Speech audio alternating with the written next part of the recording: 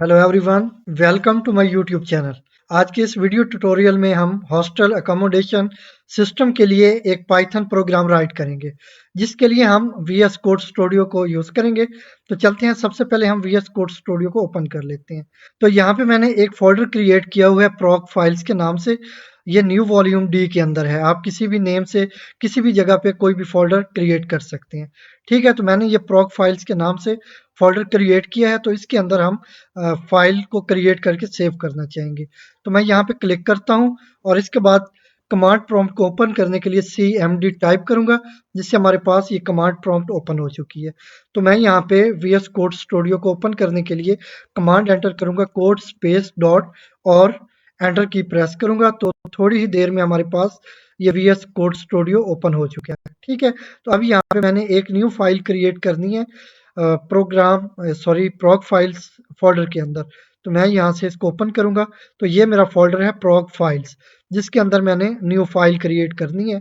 तो मैं यहाँ पे न्यू फाइल पे क्लिक करूंगा और इसके बाद यहाँ पे मैंने आज के टॉपिक के अकॉर्डिंग मैंने नाम रख लेना है इस फाइल का।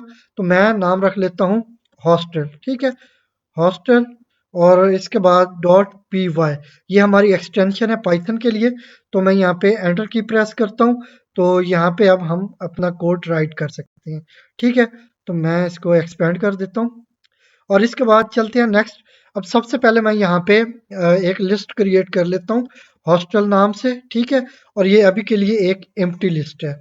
और इसके बाद नेक्स्ट लाइन पे चलते हैं। तो यहाँ पे मैं वाइल लूप का यूज कर लूंगा। तो ये वाइल लूप है, वाइल ट्रू। जब तक ये ट्रू है ये लूप हमारी चलती रहेगी। और इसके बाद चलते हैं नेक्स्ट। अब हमने यूजर को कुछ ऑप्शंस डिस्प्ले करवाने हैं। तो उसके लिए मैं जो ऑप्शंस हैं उनको प्रिंट करने के लिए मैं प्रिंट फंक्शन यूज कर लूंगा। और यहाँ पे अब पहले मैं एक स्ट्रिंग टाइप करूंगा, तो जिसको हम डिस्प्ले करवाएंगे कि 1 फॉर ऐड स्टूडेंट। ठीक है, तो स्टूडेंट को ऐड करने के लिए ये रिजर्व रूम कर लेते हैं, ये ज़्यादा बेटर होगा। तो यहाँ पे मैं कर लेता हूँ 1 फॉर रिजर्व रूम। ठीक है, कोई रूम या बेड रिजर्व करने के लिए 1 एंटर करेंगे। इसके बाद फिर से मैं प्रिंट फंक्शन यूज़ करता हूँ और यहाँ पे मैं टाइप करूँगा, ये प्रिंट है। और यहाँ पे मैं ऑप्शन 2 करूँगा प्रिंट, के लास्ट में जितने भी हमारे पास स्टूडेंट्स होंगे, अगर उनकी इन्फॉर्मेशन हमने डिस्प्ले करनी होगी तो उसके लिए यूज़र 2 एंटर करेगा। तो हम यहाँ पे कर लेते हैं डिस्प्ले इंफॉर्मेशन, ठीक है, ऑफ ऑल स्टूडेंट्स। तो ये स्ट्रिंग मैंने यहाँ पे टाइप कर दी।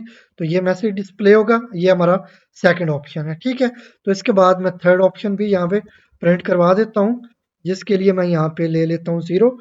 ठीक है, 0। तो यहाँ पे यूज़र 0 एंटर करेगा इस प्रोग्राम को क्लोज करने के लिए। तो मैं यहाँ पे कर लेता हूँ 0 क्लोज। ठीक है, तो चलते हैं, अब हम यूज़र से उसकी चॉइस गेट कर लेते हैं, जिसके लिए हमें एक वेरिएबल की ज़रूरत होगी। तो यहाँ पे मैं एक वेरिएबल डिक्लेयर कर लेता हूँ चॉइस के नाम से। और अब जो हमने वैल्यू गेट करनी होगी वो इंटीजर टाइप होनी चाहिए। ठीक है, तो यहाँ पे मैं इंट का फंक्शन कॉल कर लूँगा, ताकि जो भी हमारी इनपुट आए उसे ये फंक्शन इंटीजर में कन्वर्ट कर दे। क्योंकि जो हमारे पास ये वैल्यू आएगी वो बाय डिफ़ॉल्ट स्ट्रिंग टाइप होगी। तो यहाँ पे मैं इनपुट का फंक्शन यूज़ करूँगा, जिसको यूज़ करते हुए हम यूज़र से वैल्यू या चॉइस गेट कर लेंगे। ठीक है, तो हम यहाँ पे टाइप कर लेते हैं एंटर चॉइस, और इसके बाद इसी के सामने हम यूज़र से उसकी चॉइस गेट करेंगे और इसको कन्वर्ट कर लेंगे, क्योंकि ये बाय डिफ़ॉल्ट स्ट्रिंग टाइप होती है। ठीक है, तो उसे हम कन्वर्ट कर लेंगे इंटीजर में। ठीक है, और इसके बाद ये असाइन हो जाएगी चॉइस वेरिएबल को। तो इससे नेक्स्ट चलते हैं। इसके बाद मैं एक एम्प्टी लाइन प्रिंट करवाना चाहूँगा। तो यहाँ पे मैं प्रिंट का फंक्शन कॉल कर लेता हूँ विदाउट एनी पैरामीटर। और इसके बाद चलते हैं, अब हम इफ कंडीशन को यूज़ करते हुए इसको कंपेयर करेंगे। If choice is equal equal 1, कि अगर यूज़र 1 एंटर करता है तो फिर हमें क्या करना है, हमें रूम रिजर्व करवाना है। तो उसके लिए पहले मैं चाहूँगा कि एक और हम एम्प्टी लाइन प्रिंट करवाएं। तो यहाँ पे मैं प्रिंट का फंक्शन कॉल करता हूँ, जो कि विदाउट एनी पैरामीटर है। और इसके बाद एक और फंक्शन मैं यहाँ पे, बल्कि ये हमारा फर्स्ट फंक्शन होगा, तो इसे मैं यहाँ पे कॉल कर लेता हूँ। लेकिन अभी तक इसे हमने डिफाइन नहीं किया हुआ। ठीक है, तो मैं कोई भी नाम यूज़ कर सकता हूँ। मैं यहाँ पे कर लेता हूँ रिजर्व। ठीक है, रिजर्व रूम कर लेता हूँ। और इसके बाद यहाँ पे नेक्स्ट लाइन पे जाएंगे। और इसके बाद मैं फिर से एक एम्प्टी लाइन प्रिंट करने के लिए प्रिंट का फंक्शन कॉल कर लूँगा, ठीक है? तो यहाँ पे हमारा ये इफ कंडीशन हो गई कि अगर यूज़र 1 एंटर करता है, लेकिन अगर यूज़र 2 एंटर करता है तो उसके लिए हम चलते हैं एलिफ में और यहाँ पे हम कंपेयर करवाएँगे चॉइस को इक्वल टू कि अगर यूज़र ने 2 एंटर किया, फिर उसी तरह मैं पहले एक एम्प्टी लाइन प्रिंट करवाऊँगा और इससे नेक्स्ट लाइन पे चलते हैं।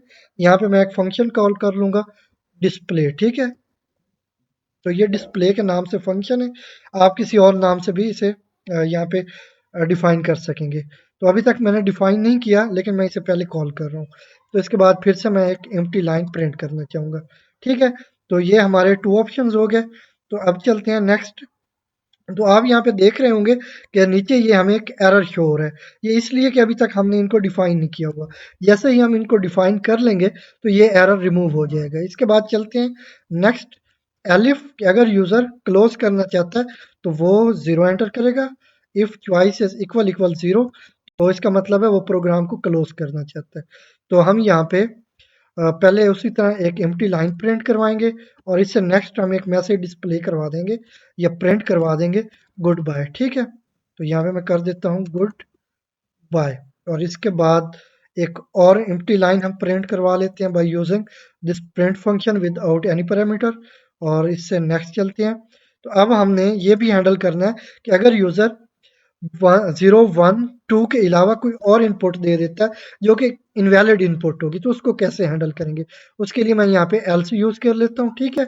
और इसके बाद फिर उसी तरह एक एम्प्टी लाइन प्रिंट करवाते हैं और उससे नेक्स्ट जाके मैं यहाँ पे एक एरर प्रिंट करवा दूंगा जो कि इनफैक्ट एक एरर मैसेज होगा। तो यहाँ पे मैं डिस्प्ले करवा देता हूँ इनवैलिड इनपुट, ठीक है? इनवैलिड इनपुट ये मैसेज डिस्प्ले हो जाएगा और इसके बाद मैं फिर से यहाँ पे एक प्रिंट फंक्शन कॉल कर लूँगा।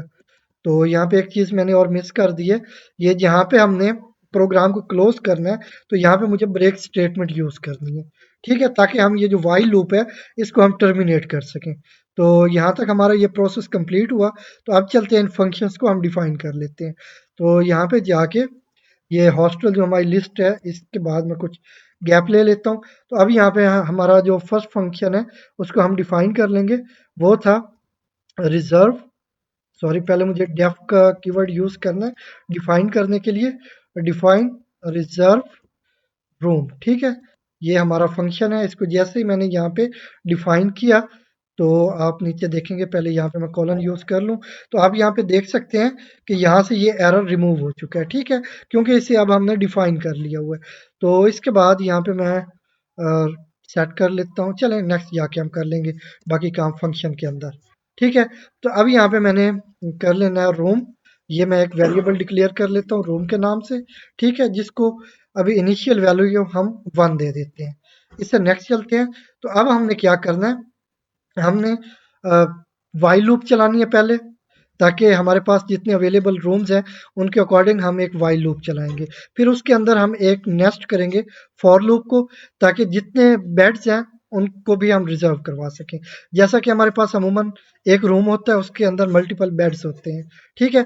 अगर एक बेड में एक रूम में हमारे पास 4 बेड हैं, तो जब वो 4 बेड्स रिज़र्व हो चुके होंगे, तो फिर हम नेक्स्ट जो हमारा सेकंड रूम होगा, उसमें जो फर्स्ट बेड है, उसको हम रिज़र्व करवाएँगे, ठीक है? तो यहाँ पे अभी हमारे पास जो इनिशियल रूम है, वो 1 है और इसके बाद हम यहाँ पे व्हाइल लूप चला लेते हैं। आप चाहें तो फॉर लूप या कोई और लूप यूज़ कर सकते हैं। मैं यहाँ पे व्हाइल लूप यूज़ कर रहा हूँ।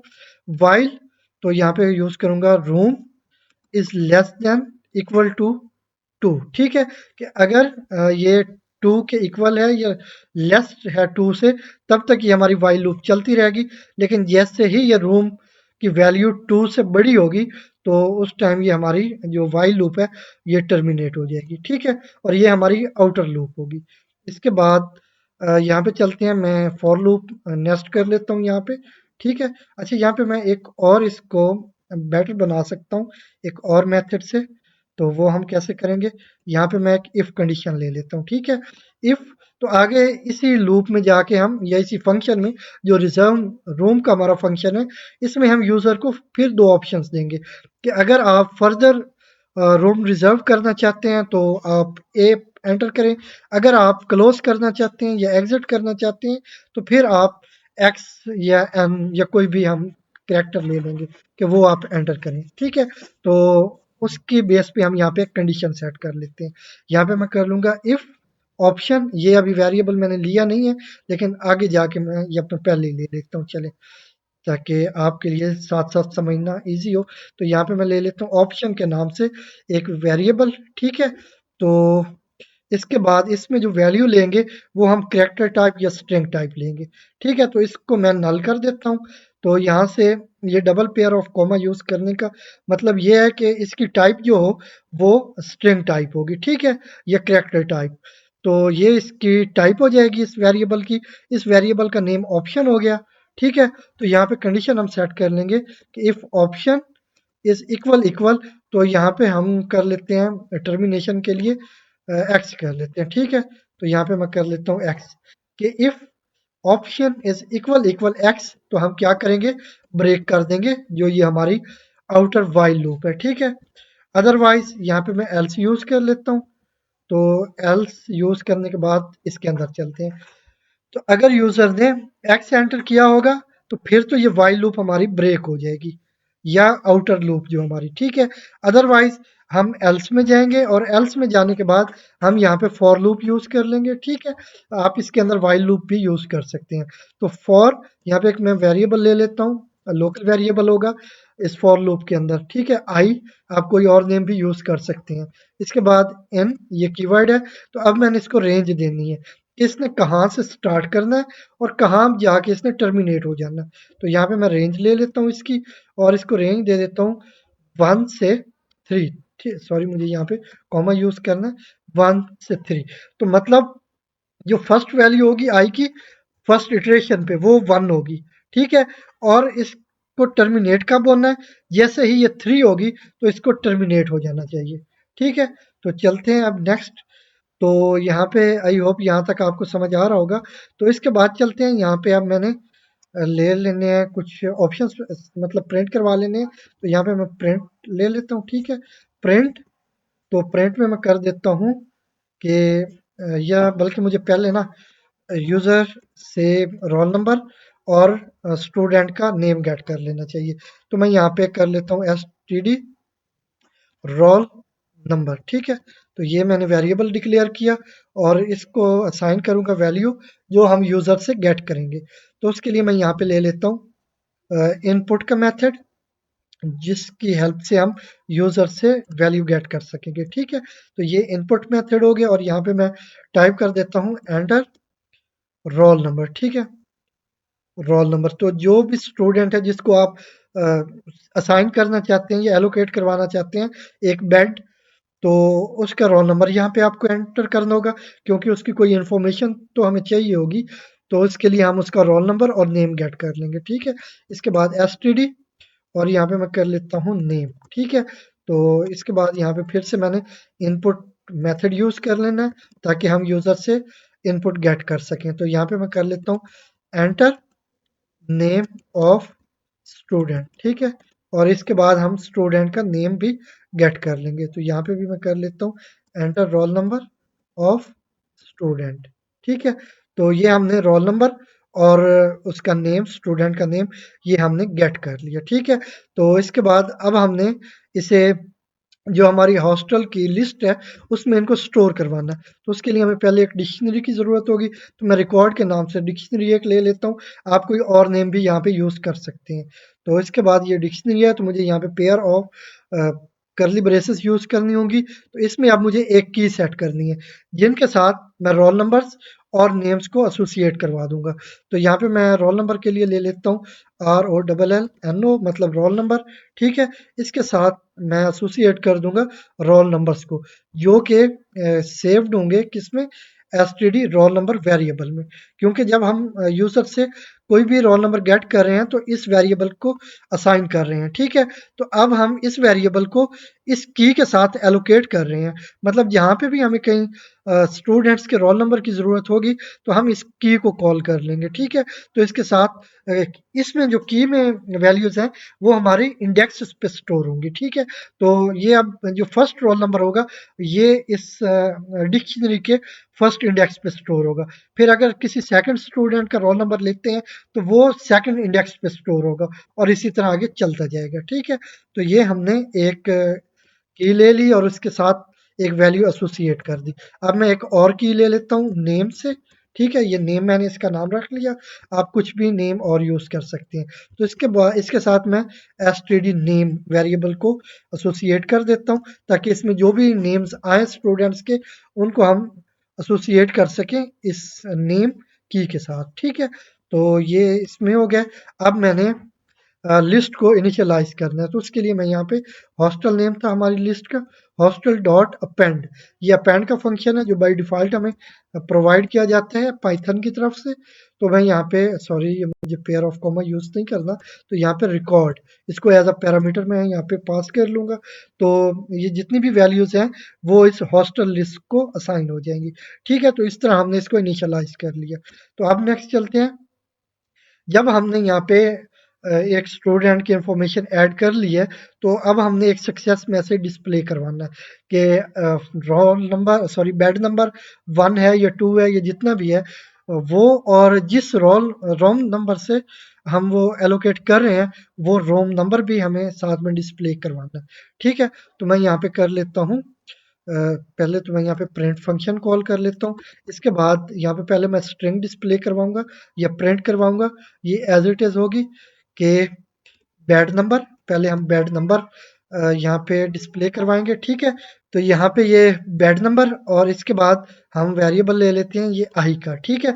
क्योंकि फर्स्ट इटरेशन पे आई की वैल्यू 1 है, ठीक है? तो ये बेड नंबर 1 हो जाएगा, ठीक है? और इसके बाद हम फिर इसके साथ एक और यहाँ पे कॉन्केटिनेट कर देते हैं स्ट्रिंग को, और वो स्ट्रिंग ये है कि बेड नंबर, जो भी बेड नंबर होगा जैसा कि मैं कर लेता हूँ बेड नंबर 1, ठीक है? इन अब मैंने रूम नंबर भी साथ में डिस्प्ले करवाना है, ठीक है? रूम नंबर कि ये कौन से रूम में है। रूम हमारे पास मल्टीपल हो सकते हैं 5 10 5 जितने भी हो गए यहाँ पे, लेकिन यहाँ पे हमारे केस में सिर्फ 2 रूम्स हैं, ठीक है? तो ये मैंने थोड़े इसलिए लिए हैं कि जब इसको हमने टेस्ट करना होगा तो आपका टाइम सेव हो सके। अगर हमारे पास बहुत सारे रूम्स होंगे तो हर में मल्टीपल बेड होंगे तो फिर हमें बहुत सारे स्टूडेंट्स को ऐड करना पड़ेगा जिस वजह से आपका टाइम बहुत सारा कंज्यूम हो जाएगा। तो आपका टाइम सेव करने के लिए यहाँ पे जस्ट मैंने 2 रूम लिए हैं और 2 बेड लिए हैं, ठीक है? तो मतलब एक रूम में 2 बेड होंगे तो हमारे पास टोटल 2 रूम है, तो हर रूम में 2 बेड होने की वजह से टोटल 4 स्टूडेंट्स को हम यहाँ पे हॉस्टल में सॉरी सेव करवा सकेंगे या बेड एलोकेट करवा सकेंगे, ठीक है? तो इसके बाद अब ये रूम नंबर को मैंने डिस्प्ले करवाने के लिए यहाँ पे भी मैंने आई ले लेना, सॉरी यहाँ पे आई नहीं लेना मुझे, यहाँ पे मुझे रूम लेना है, ठीक है? तो यहाँ पे मैं ले लेता हूँ रूम। अब मैं एक बार फिर से आपको इसकी वर्किंग समझा दूं। ये पहले हमारी जो वाइल लूप है ये एग्जीक्यूट होगी, ठीक है? इसके अंदर जाके इसकी फर्स्ट इटरेशन पे ये हमारे पास फिर फॉर लूप जो है इसका टोटल साइज 2 हमने यहाँ पे रखा है, ठीक है? क्योंकि 3 पे जाके ये टर्मिनेट हो जाएगी। 1 और 2 ये 2 टर्मिनेशन होनी है, सॉरी इटरेशन होनी है इसकी, ठीक है? तो जब हमारी ये फर्स्ट वाइल लूप इसकी इटरेशन होगी फर्स्ट इटरेशन, तो इसके अंदर 2 टाइम हमारी ये जो फॉर लूप है ये इटरेट करेगी, ठीक है? मतलब ये हमारी for loop 2 time time run होगी। तो जैसे इसकी 2 इटरेशंस कंप्लीट होगी फिर हमारा जो कंट्रोल है वो वापस व्हाइल लूप में जाएगा। फिर यहाँ पे चेक की जाएगी कंडीशन कि क्या अभी तक जो वैल्यू है रूम की वो लेस देन और इक्वल टू 2 है। अगर ये ट्रू है कि इसकी इतनी ही है, इससे ज़्यादा नहीं है, तो फिर आगे कंट्रोल हमारा इस फॉर लूप में जाएगा, ठीक है? इसके साथ यहाँ पे भी कंडीशन चेक होगी कि जो ऑप्शन है, जो अभी आगे चल के हम ऑप्शन लेंगे यूज़र से कि वो अगर एक्स है तो फिर तो इसको यहीं पे ब्रेक कर देंगे। अगर एक्स नहीं है तो फिर एल्स में जाएँगे और फिर से एक स्टूडेंट को ऐड कर लेंगे, ठीक है? और इसी तरह ये प्रोसेस चलता रहेगा।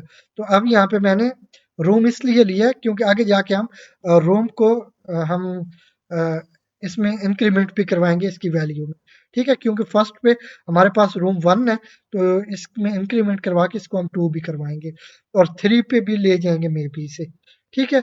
तो यहाँ पे मैंने इसलिए रूम कर लिया ताकि जब ये हमारी फर्स्ट इटरेशन हो उस पे बेड नंबर 1 रोम नंबर 1, ठीक है। फिर सेकंड इटरेशन पे फॉर लूप की सेकंड इटरेशन पे बेड नंबर 2 रोम नंबर 1, ठीक है। और इसी तरह फिर अब ये 2 इटरेशन कंप्लीट हो गई, थर्ड इटरेशन पे ये टर्मिनेट हो जाएगी और फिर कंट्रोल वापस जाएगा वाइल लूप में और यहाँ जाके जो रूम है उसकी वैल्यू 2 हो जाएगी। फिर आगे आके फॉर लूप में आएंगे, ठीक है। फॉर लूप में अब फिर से बेड नंबर 1 हो जाएगा, लेकिन जो रूम नंबर है वो 2 हो जाएगा, ठीक है। इसको फर्दर जब हम टेस्ट करेंगे तो आपको अच्छे से इसकी समझ आ जाएगी। तो यहाँ पे हम कर लेते हैं, ये बेड नंबर हो जाएगा, इसके बाद जिस रूम में वो बेड है वो रूम नंबर डिस्प्ले हो जाएगा और फर्दर इसके साथ हम कॉन्केटिनेट कर लेते हैं एक और स्ट्रिंग, ठीक है, जिसमें हम प्रिंट करवाएंगे फॉर स्टूडेंट और इसके बाद room number, bed number I and room number, आगे रोम नंबर हो गया, ठीक है। तो इसके बाद हम कर लेते हैं रिजर्व्ड, ठीक है। यहाँ पे हम कर लेते हैं रिजर्व्ड फॉर, अब यहाँ पे मैं ले लेता हूँ स्टूडेंट, तो स्टूडेंट का मैं यहाँ पे रोल नंबर डिस्प्ले करवा दूंगा। तो रोल नंबर हमने यहाँ पे किस में गेट किया हुआ है, एसटीडी रोल नंबर के वेरिएबल में। तो यहाँ पे मैं कॉमा के साथ, क्योंकि इसको कॉन्केटिनेट करना हो तो हमें यहाँ पे कॉमा यूज करना होता है। तो एसटीडी और इसके बाद यहाँ पे मैंने ले लेना रोल नंबर, तो ये वेरिएबल यहाँ पे मैंने डिफाइन कर दिया। तो जो भी रोल नंबर होगा जो यूज़र ने एंटर किया होगा वो यहाँ पे हमें डिस्प्ले हो जाएगा। फिर से मैं यहाँ पे आपको ये प्रोसेस बता दूं कि यहाँ पे हम प्रिंट क्या करवाना चाह रहे हैं, पहले बेड नंबर, ठीक है, प्रिंट के फंक्शन में बेड नंबर जो भी होगा वो यहाँ पे डिस्प्ले हो जाएगा और वो जिस रूम में होगा वो रूम भी डिस्प्ले हो जाएगा, ठीक है।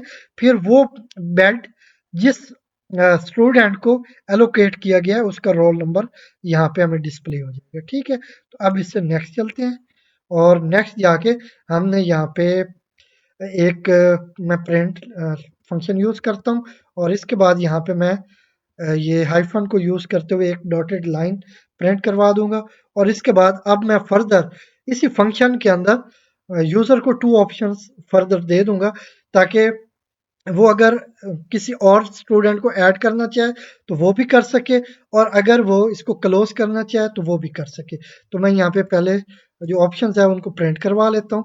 तो यहाँ पे हम कर लेते हैं कि एंटर, एंटर, तो मैं यहाँ पे कर लेता हूँ ए, ठीक है, फॉर ऐड मोर, ठीक है, या ऐड ही कर देते हैं, ठीक है, फॉर ऐड, ठीक है।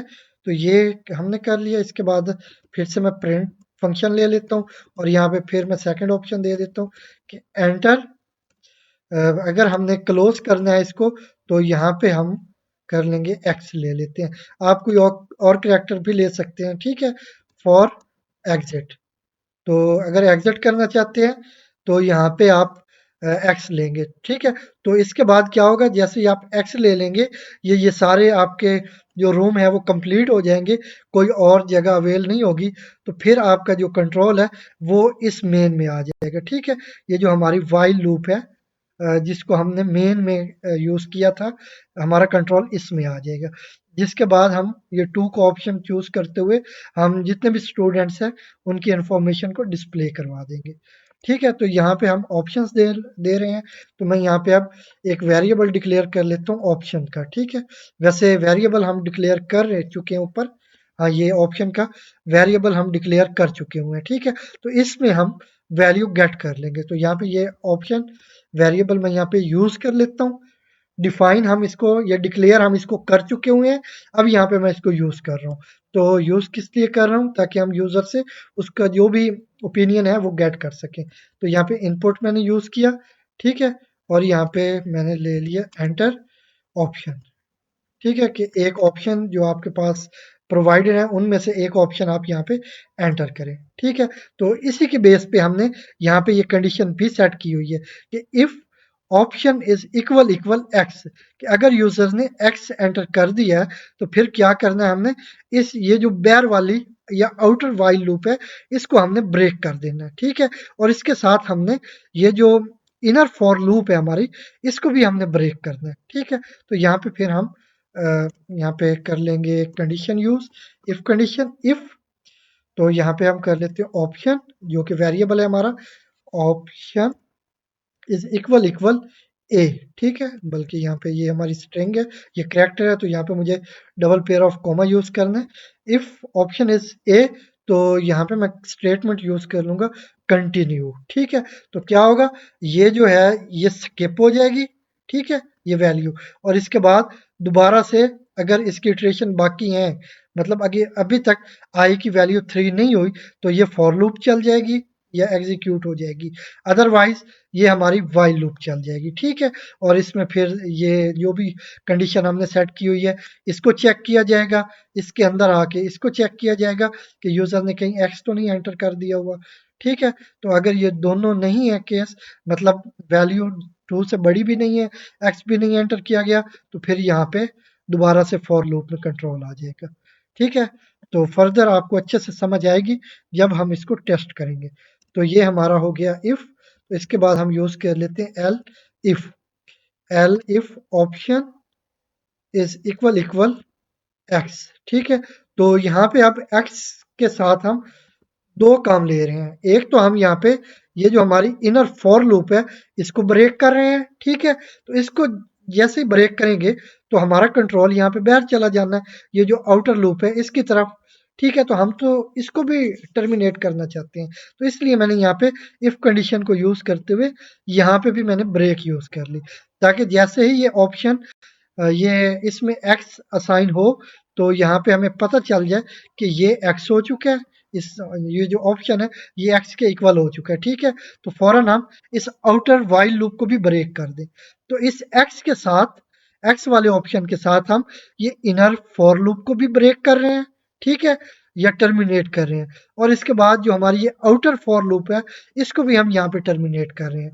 तो इस एक्स की वजह से हम ये दोनों लूप्स को टर्मिनेट कर रहे हैं, ठीक हो गया। तो यहाँ तक आई होप आपको समझ आ गई होगी। तो अब चलते हैं नेक्स्ट। तो ये एक्स एंटर करने के बाद यहाँ पे मैं गुड लक का मैसेज भी प्रिंट करवा देता हूँ, जिसके लिए मैं प्रिंट का फंक्शन कॉल करूँगा, और यहाँ पे मैं टाइप कर लेता हूँ कि बेस्ट ऑफ लक, ठीक है, बेस्ट ऑफ लक, ये मैसेज मैं प्रिंट करवा दूंगा।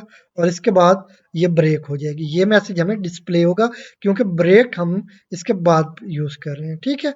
ये इस केस में है कि अगर हम एक्स एंटर करते हैं, लेकिन अगर ये इसकी जो इटरेशंस हैं वो कंप्लीट हो जाती हैं, तो फिर हमें ये मैसेज प्रिंट नहीं मिलेगा।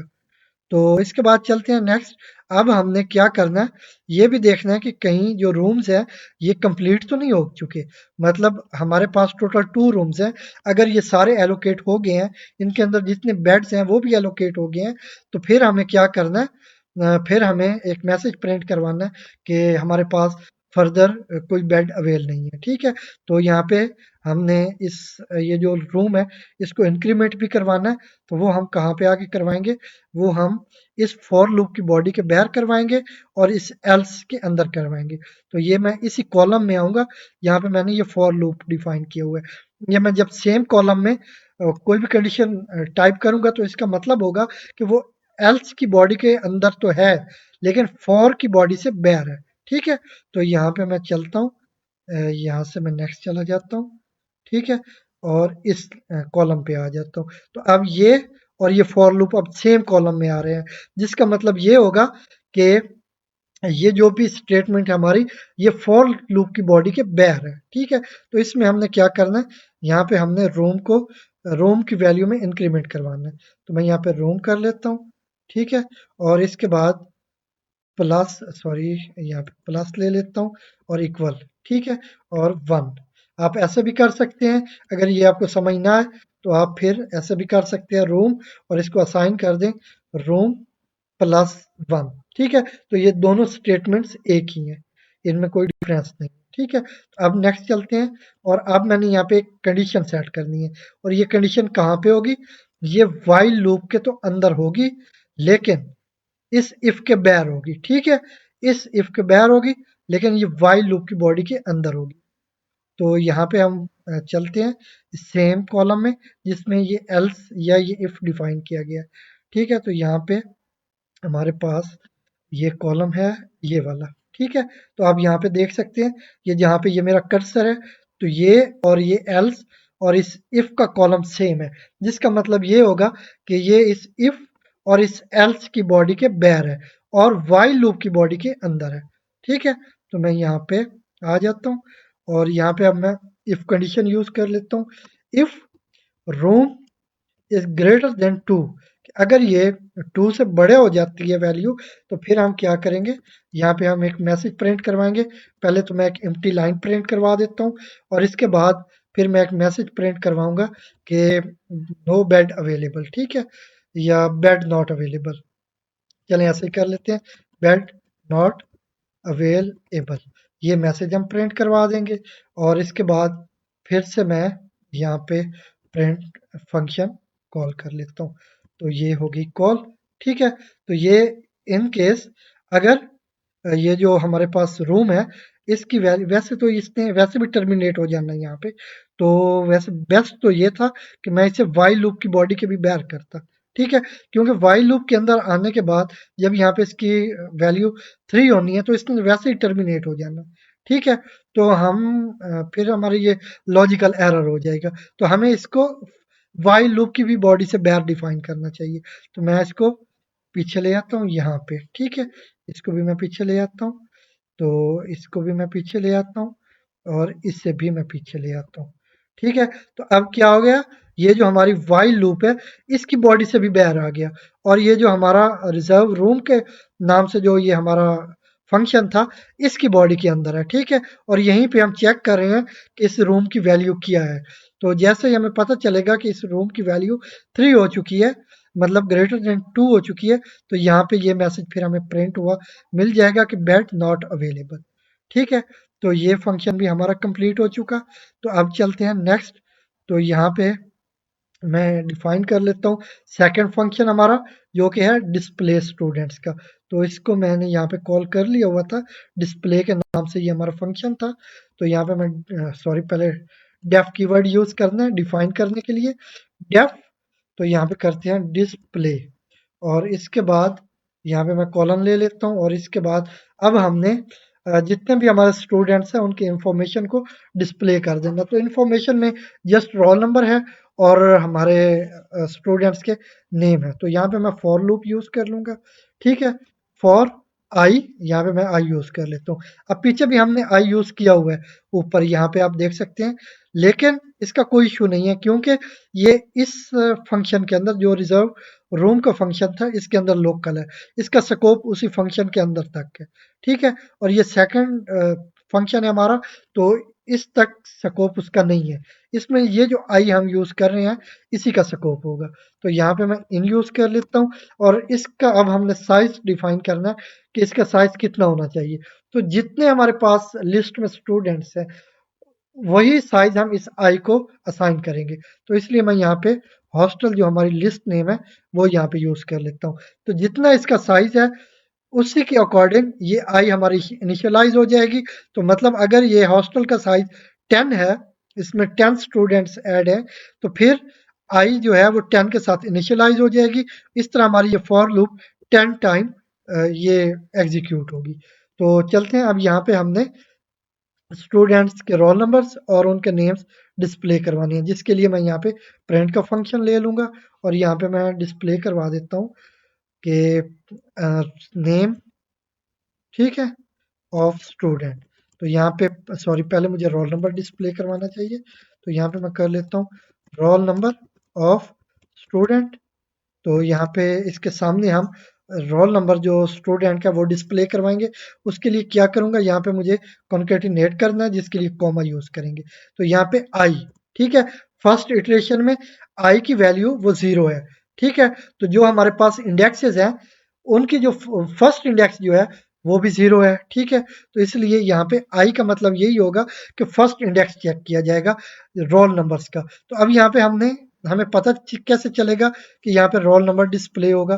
तो उसके लिए हम यहाँ पे जिस की के साथ हमने रोल नंबर्स को एलोकेट किया था वो की यहाँ पे मैं कॉल कर लूंगा। तो वो क्या थी, रोल नंबर, ठीक है, तो अब क्या हुआ, ये की हम यहाँ पे कॉल कर रहे हैं जिसके साथ रोल नंबर एसोसिएट थे। ठीक है, तो अब ये फर्स्ट इंडेक्स चेक होगा, फर्स्ट इंडेक्स में जो भी रोल नंबर होगा, ये फर्स्ट इटरेशन में फर्स्ट इंडेक्स होगा।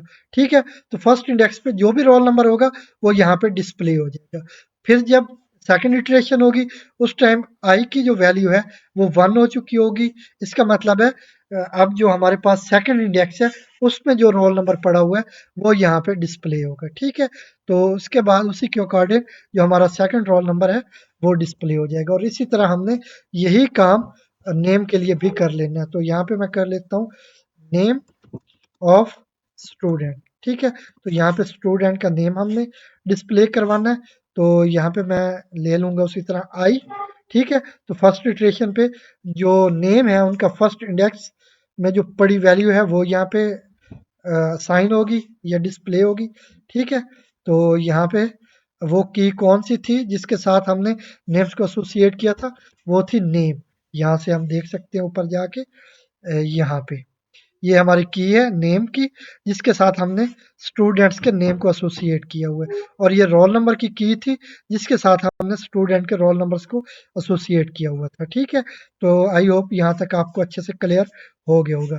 तो अब यहाँ पे हमें नेम डिस्प्ले हो जाएगा। ठीक है, तो हम चाहते हैं कि जब एक स्टूडेंट का नेम डिस्प्ले हो तो उसमें एक गैप होना चाहिए। तो मैं यहाँ पे प्रिंट फंक्शन कॉल कर लेता हूँ विद आउट पैरामीटर। ठीक है, और इसके लास्ट पे भी मैं एक ये चले लास्ट में रहने देंगे क्योंकि वो हमारे पास क्योंकि हमने यहाँ पे प्रिंट फंक्शन एम्प्टी या विद आउट पैरामीटर यूज किया हुआ है तो इसकी वजह से भी हमारे पास एक लाइन का गैप आ जाएगा। ठीक है, तो यहाँ पे ये हम इसको प्रिंट करवाते जा रहे हैं। तो जितनी भी हमारे स्टूडेंट्स होंगे उनके रोल नंबर और उसके साथ उनका नेम हमें डिस्प्ले हो जाएगा। ठीक है, तो यहाँ तक ये काम हमारा कंप्लीट हो चुका। तो चलते हैं अब इससे नेक्स्ट। इसको हमने कॉल कर लिया हुआ है तो यहाँ पे तकरीबन अब हमारा सारा प्रोग्राम कंप्लीट हो चुका है। तो मैं इसको सेव कर लेता हूँ और इसके बाद यहाँ पे जाता हूँ और यहाँ से इसको एक्सपैंड करके यहाँ से ये हमारे पास ऑप्शन है run Python file in dedicated terminal. ठीक है, तो मैं यहाँ पे एंटर की प्रेस करता हूँ तो एरर हमारे पास कोई नहीं आया। तो यहाँ पे मैं 1 एंटर कर लेता हूँ। ठीक है, 1 फॉर रिजर्व रूम। ठीक है, तो अब आप स्टूडेंट का रोल नंबर एंटर करेंगे।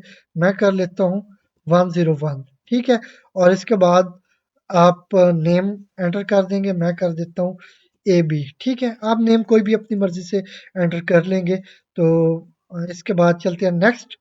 ठीक है, तो अब यहाँ पे आप देख सकते हैं कि ये लाइन आप देखें, मैं इसको हाईलाइट कर देता हूँ bed number 1 in room number 1। ठीक है, अभी ये हमारी फर्स्ट एलोकेशन थी इसलिए हमारा फर्स्ट बेड है और फर्स्ट रूम में है। ठीक है, रिजर्व्ड फॉर स्टूडेंट।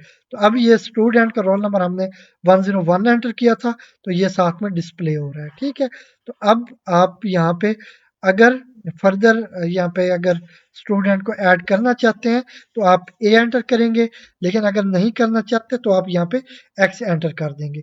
अगर मैं यहाँ पे एक्स एंटर कर दूं तो आप देखें क्या मैसेज डिस्प्ले होता है, गुड लक। ठीक है, ये गुड लक का मैसेज हमें प्रिंट हो चुका है, मिल गया, प्रिंट हुआ। और इसके बाद जो कंट्रोल था वो हमारा अब मेन में आ गया। ठीक है, जो हमारी मेन वाइल लूप थी उसमें आ चुका है। तो फंक्शन से हम बाहर आ चुके हैं।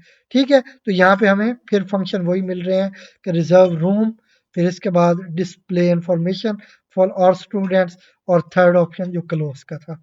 ठीक है, तो इसको मैं ऐसे करता हूँ, एक बार मैं क्लोज कर लेता हूँ, फिर से हम दोबारा से इसको एग्जीक्यूट करके तो फिर से इसको टेस्ट करेंगे। तो मैं यहाँ पे कर लेता हूँ 0 और इसके साथ ही ये गुड बाय का मैसेज प्रिंट हुआ। और यहाँ पे हम क्लियर की कमांड से इस सारे कोड को क्लियर कर लेते हैं। ठीक है, और इसके बाद चलते हैं नेक्स्ट। मैं इनको भी क्लोज कर लेता हूँ। तो अब मैं फिर से इसको एग्जीक्यूट करूंगा और इसको अब कंप्लीटली टेस्ट कर लेंगे। तो यहाँ पे अब मैं फिर से 1 एंटर करूंगा रिजर्व करने के लिए रूम को। तो यहाँ पे अब रोल नंबर एंटर करना है तो मैं फिर से 101 एंटर करता हूँ। ठीक है, तो अब नेम ऑफ स्टूडेंट मैं उसी तरह ए बी दे देता हूँ। तो अब फिर वही देखें वही मैसेज है क्योंकि हमने प्रोग्राम को क्लोज कर दिया था। या टर्मिनेट कर दिया था, इस वजह से वो जो हमारे पास डेटा स्टोर हुआ था वो सारा वेस्ट हो चुका था।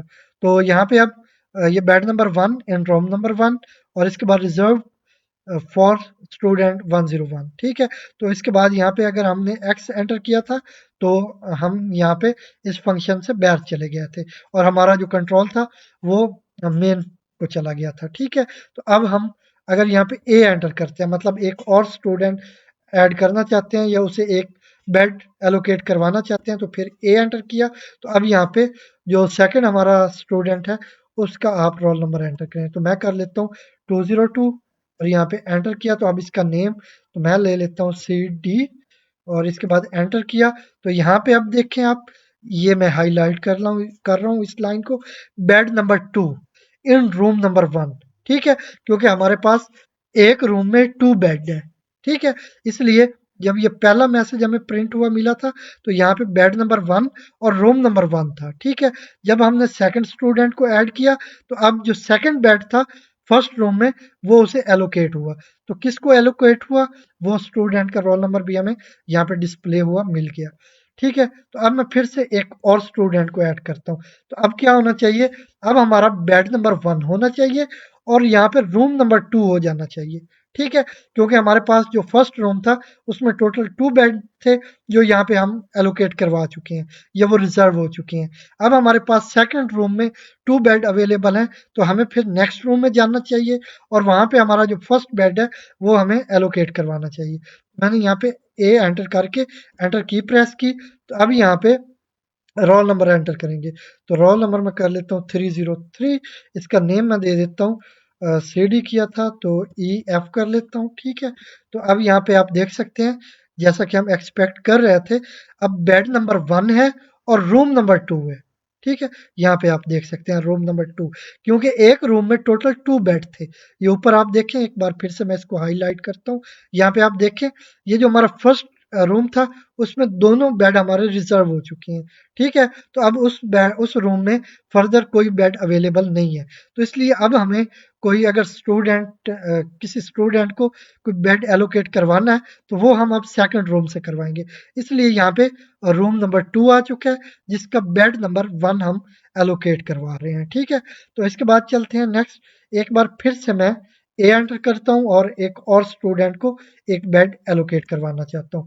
तो यहाँ पे अब उसका रोल नंबर दूंगा, मैं 404 ले लेता हूँ और इसके बाद उसका जो नेम है वो मैं ले लेता हूँ, कोई भी ले लेता हूँ, मैं XY ले लेता हूँ, ठीक है। और एंटर की प्रेस करूंगा। तो यहाँ पे आप देख सकते हैं अब यहाँ पे बेड नंबर 2 और रूम नंबर 2, मतलब ये बिल्कुल लास्ट रूम हो गया हमारा और लास्ट रूम का लास्ट बेड था जो हमने रिजर्व कर दिया। अब अगर फिर से हम ट्राई करेंगे तो देखते हैं हमें क्या मैसेज मिलता है।